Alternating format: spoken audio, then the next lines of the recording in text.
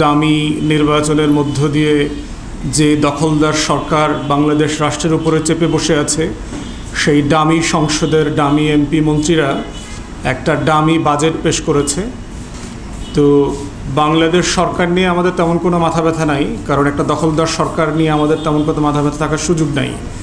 কিন্তু বাস্তবতা হচ্ছে, যেহেতু জনগণের টাকা লুটপাট করবার একটা আয়োজন চলছে এই বাজেটের মধ্য দিয়ে, আমাদের দায়িত্ব হচ্ছে রাজনৈতিক দল এবং রাজনৈতিক কর্মী হিসেবে আমাদের জাতিকে এই ব্যাপারে সতর্ক করা এবং তাদেরকে জানান দেয়া যে আসলে বাজেটের নামে কী সব হচ্ছে। সরকার IMF থেকে $4.7 বিলিয়ন একটা ঋণ চুক্তি করেছে, যেটার 2টো কিস্তি ইতিমধ্যে বাংলাদেশকে দিয়ে দেওয়া হয়েছে।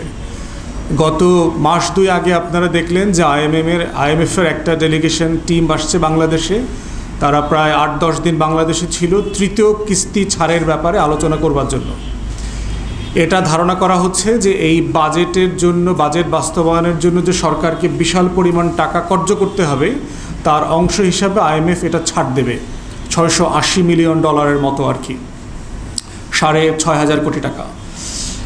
তো সেই বাস্তবতায় দেখতে হবে যে বাংলাদেশ সরকার যে সকল পদক্ষেপ নিয়েছে এই বাজেটের মধ্য দিয়ে, যেগুলো করতে চাচ্ছে, IMF-এর অনেকগুলো রিকমেন্ডেশন সেখানে বাস্তবায়িত হচ্ছে। IMF-এর অনেকগুলো রিকমেন্ডেশন, ভালো রিকমেন্ডেশন আছে, যেগুলো রেগুলেটরি রিফর্মের কথা তারা বলেছে, বাজেট বাস্তবায়নে দক্ষতা বৃদ্ধির কথা বলেছে, যে অপচয় হচ্ছে বিভিন্ন জায়গায়, যে চুরিচামারি হচ্ছে, করাপশন হচ্ছে, সেগুলো বন্ধের কথা বলেছে সেগুলো। তারপরে বাংলাদেশ ব্যাংক থেকে শুরু করে পরিসংখ্যান ব্যুরোর সকলকে ডেটা ম্যানুফ্যাকচারিং করার যে বাস্তবতাগুলো আছে সেগুলো বন্ধ করে ফেয়ার ডেটা প্রোভাইড করবার কথা বলেছে। এগুলো জাতির জন্য কল্যাণকর জিনিস। কিন্তু ট্যাক্সেশনের পরিমাণ বাড়ানো এবং সাবসিডি কমানোর যে জায়গাগুলো সরকার চিহ্নিত করেছে, সেটা বোঝা যাচ্ছে যে IMF-কে সন্তুষ্ট করবার একটা জায়গা এখানে যেমন আছে, ঠিক তেমনিভাবে সরকারের যে অলিগার্ক আছে, যে দুর্নীতিবাজ মাফিয়া চক্র আছে, এই দুর্নীতিবাজ চক্রকে সন্তুষ্ট করবারও একটা টেন্ডেন্সি আমরা এই বাজেটের মধ্যে দেখলাম। সেগুলো কি দেখেন, তার ভিতর একটা হচ্ছে, যেটা খুব বেশি আলোচিত হচ্ছে, যে বৈধ উপার্জনের উপরে আপনি থ্রেশহোল্ড মোতাবেক আপনি সর্বোচ্চ 30% হারে কর দেবেন। সেখানে যদি আপনি অবৈধ টাকাকে বৈধ করতে চান, যেটাকে ব্ল্যাক মানিকে হোয়াইট করবার কথা বলা হয়, সেখানে আপনাকে কর দিতে হবে মাত্র 15%। এবং বলা আছে যে বাংলাদেশের শুধু রাজস্ব বিভাগ না, কোনো আইনশৃঙ্খলা বাহিনী, কোনো ডিপার্টমেন্ট তার এই টাকার উৎস সম্পর্কে কোনো প্রশ্ন করতে পারবে না। এটার ভিতরে শুধু টাকা, ডলার, প্লট, ফ্ল্যাট, জমি জমাই নাই, আপনি যা যোগ করবেন এই সম্পদ হিসাবে এটার মধ্যে, সেটা এখানে ইনক্লুড করা যাবে, ইভেন বন্ড, ট্রেজারি। তো শুধুমাত্র 15% দিয়ে আপনি এখানে বৈধ করে ফেলবেন। তাহলে দেখেন যে বাজেটে কাকে অগ্রাধিকার দেওয়া হলো। বাজেট করবার ক্ষেত্রে অগ্রাধিকার দেওয়া হলো হচ্ছে যিনি হালাল পথে পরিশ্রম করে সৎভাবে উপার্জন করেন সেই মানুষটাকে না, বরং যিনি লুটপাট করেন, বেনজিরকে অগ্রাধিকার দেওয়া হয়েছে, আজিজকে অগ্রাধিকার দেওয়া হয়েছে, গোলাপকে অগ্রাধিকার দেওয়া হয়েছে, সাইফুজ্জামান জাভেদকে অগ্রাধিকার দেওয়া হয়েছে, সমর রেজাকে অগ্রাধিকার দেওয়া হয়েছে। তারপরে এই যে আনার মরে গেল, এই আনারের মতো যারা চোরা কারবারি, স্বর্ণ চোর যারা আছে বাংলাদেশের, বড় বড় লুটেরা মাফিয়া, তাদেরকে অগ্রাধিকার দেওয়া হয়েছে। যারা ডলার পাচার করে তাদেরকে অগ্রাধিকার দেওয়া হয়েছে।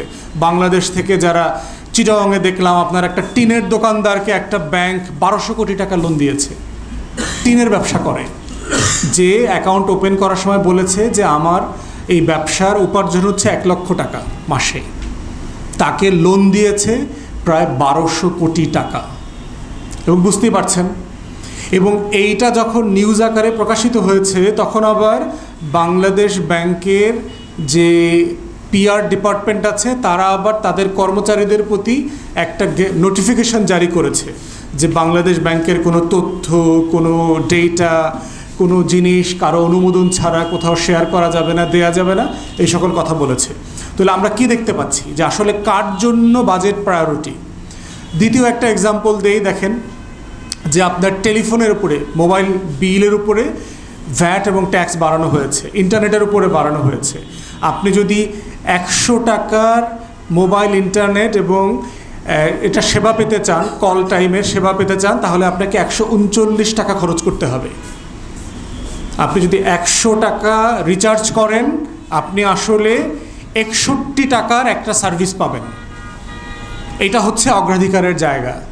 আপনি যদি বিমান কেনেন, বিমানের যন্ত্রাংশ কেনেন, তাহলে আপনাকে আবার কোনো ট্যাক্স দিতে হবে না। তাহলে বুঝতে পারছেন যে মানে যারা চুরি করেছে তাদেরকে কিভাবে লিওয়ে দিচ্ছে যে তুমি যদি টাকাটা এখন বিমানের দিকে ইনভেস্ট করো। 10টা বোয়িং কেনার আলোচনা চলছে, এয়ারবাস কেনার আলোচনা চলছে, আপনারা জানেন। তো কোথার থেকে টাকা আসবে এবং কে কোন চুরির টাকাটা কোথায় লুট করে ইনভেস্ট করবে তার সিগন্যাল হচ্ছে এই বাজেটে বলে দেওয়া আছে। 172 ধরনের কাপড় চোপড় পোশাকের উপরে শুল্ক কমিয়ে দেওয়া হয়েছে। বাংলাদেশ চায়নার পরে দ্বিতীয় বৃহত্তম পোশাক উৎপাদনকারী দেশ। আমরা সারা দুনিয়াতে পোশাক রপ্তানি করি, শুধু রপ্তানি করি না, আমাদের নিজস্ব ব্যবহারের জন্য আমাদের একটা পোশাক শিল্প ডেভেলপ করেছে। সেখানে আমরা কেন বিভিন্ন দেশ থেকে পোশাক আমদানি করছি? 172 রকমের পোশাকের পণ্যের উপরে শুল্ক কমিয়ে দেওয়া হয়েছে।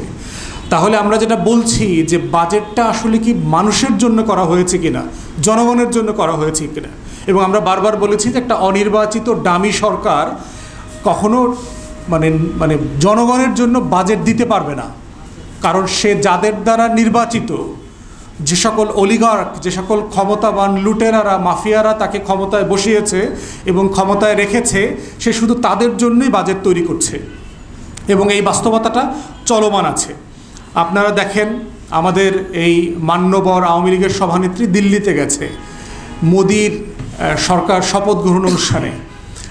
তার যদি ন্যূনতম দেশের প্রতি ভালোবাসা থাকতো, তার এখন কুয়ালালামপুর যাওয়ার কথা ছিল, মালয়েশিয়া যাওয়ার কথা ছিল।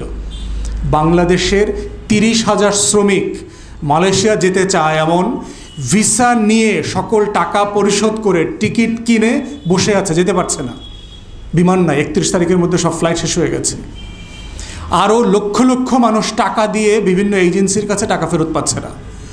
তাহলে দেখেন যে বাংলাদেশ রাষ্ট্র যে মাফিয়াদের হাতে নিয়ন্ত্রিত হচ্ছে, যে ঔপনিবেশিক সরকারে আমরা পরিণত হয়েছি, তার অগ্রাধিকার কোথায়? তার অগ্রাধিকার হচ্ছে যে কোনো মূল্যে ক্ষমতায় থাকতে হবে, বৈধ অবৈধ ভোট চুরি, রাতের ভোট সব কিছু মিলিয়ে। সেটার জন্য মোদিকে লাগবে, ভারতকে লাগবে। আর 30,000 শ্রমিক, ও তো রাস্তার কুকুর বিড়ালের মতো, মরে গেলে যাবে, বাঁচলে বাঁচবে, আত্মহত্যা করলে আত্মহত্যা করবে, ঋণের সুদ দিতে না পারলে ঋণের সুদ দেবে না, ওর বাবা মা ওরে মারবে, জমির টাকা দিতে পারবে না, সো হোয়াট, কী যায় আসে? এইরকম একটা মাফিয়া রাষ্ট্রে আমরা বাস করছি, যে কারণে আমরা বলছি যে একটা ডামি বাজেট ডামি সরকারের কাছ থেকে এসছে। এরপরে দেখেন যে ট্যাক্স কালেকশনের যে প্ল্যান করা হয়েছে, যে 8 লক্ষ কোটি টাকা আমি খরচ করব, কোত্থেকে আসবে? আমাদের ইউজুয়ালি সর্বোচ্চ 3.5 লক্ষ কোটি টাকার মতো ট্যাক্স আসে, 30-32 বিলিয়ন ডলারের মতো। এই বাকি টাকাটা কোত্থেকে আসবে? যেই রাষ্ট্র, যেই এনবিআর এখন পর্যন্ত 35-32 বিলিয়ন ডলারের বেশি ট্যাক্স কালেকশন করতে পারে নাই, তাকে টার্গেট দিয়েছে এবার 50 বিলিয়ন ডলার কালেক্ট করতে। টাকাটা কোথার থেকে আসবে? আমার আপনার উপর থেকে আসবে। একটা গরিব মানুষ যে আলু পটল কিনে খায় তাকে দিতে হবে, যে রিক্সা চালক, যে সিএনজি ড্রাইভার, যে বাসের ড্রাইভার, যে টং দোকান চালায় তাকে দিতে হবে, যে শ্রমিক পোশাক শিল্পে 16 ঘন্টা কাজ করে 10,000 টাকা, 12,000 টাকা, 16,000 টাকা বেতন পায়, তাকে দিতে হবে। গরিব মানুষের উপরে চুষে ফকির করে দেবার একটা বাজেট হচ্ছে এই ট্যাক্স কালেকশনের পরিকল্পনা দেখলে বোঝা যায়।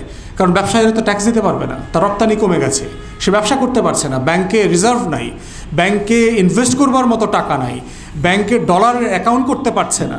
আমরা প্রচুর খবর দেখতে পাচ্ছি যে পণ্য এসে চলে আসছে, ব্যাংক এলসি ক্লিয়ার করতে পারছে না, এখন মামলা মোকদ্দমা চলছে। তো এই বাস্তবতায় সরকার যে প্রায় 50 বিলিয়ন ডলার ট্যাক্স কালেকশনের প্ল্যান করছে, এটা একটা অবাস্তব এবং এটা কখনোই বাস্তবায়িত হবে না। এটা আমাদের সর্বোচ্চ 35 বিলিয়ন হবে, আমরা আবার বাকি টাকা ঋণ করতে হবে, আমরা ঘাটতি বাজেট আবার ঋণ করে আমাদের পরিশোধ করতে হবে। এরপর একটা বড় জিনিস দেখেন যে ট্যাক্স যে আপনি বাড়াচ্ছেন, আপনি কি সেবা বাড়াচ্ছেন? আমাদের কোনো সরকারি অফিসে দপ্তরে কি সেবা বেড়েছে? আমাদের কোনো সরকারি কর্মকর্তা কর্মচারীদের আচার আচরণ কি কোনো সেবা বেড়েছে? হ্যাঁ, সেবা বেড়েছে, সরকারের আমলাদের নিজেদের সুযোগ সুবিধা বেড়েছে। এত যে টাকা পয়সার সমস্যা, তারপর দেখেন ডিসি, এসপি, টিএনওরা নতুন গাড়ি নিচ্ছে, ওর গাড়ি নাই, তার এখন 1 কোটি টাকা দামের জিপ কিনতে হবে, সে 30 লাখ টাকা দামের 40 লাখ টাকা দামের গাড়িতে এখন চড়তে পারবে না, সরকার তাকে দিচ্ছে। আমলাদের জন্য নতুন নতুন বাড়ি করতেছে, প্লট করতেছে, ফ্ল্যাট কিনতেছে জমিতে, বিভিন্ন জায়গায় জমি অধিগ্রহণ করছে। অপ্রয়োজনীয় কাজ, যেটা কোনো প্রয়োজন ছিল না এই বছর করবার, সেটার জন্য টাকা আছে। কিন্তু আমার গরিব মানুষের জীবনকে সহজ করবার জন্য কোনো টাকা নাই। তারপরে দেখেন যে বাংলাদেশে কর দিতে হয় ন্যূনতম যদি কারো 3.5 লক্ষ টাকা বছরে ইনকাম থাকে, তাহলে সেটা কত টাকা হয়? 30,000 টাকা হয় মাসে।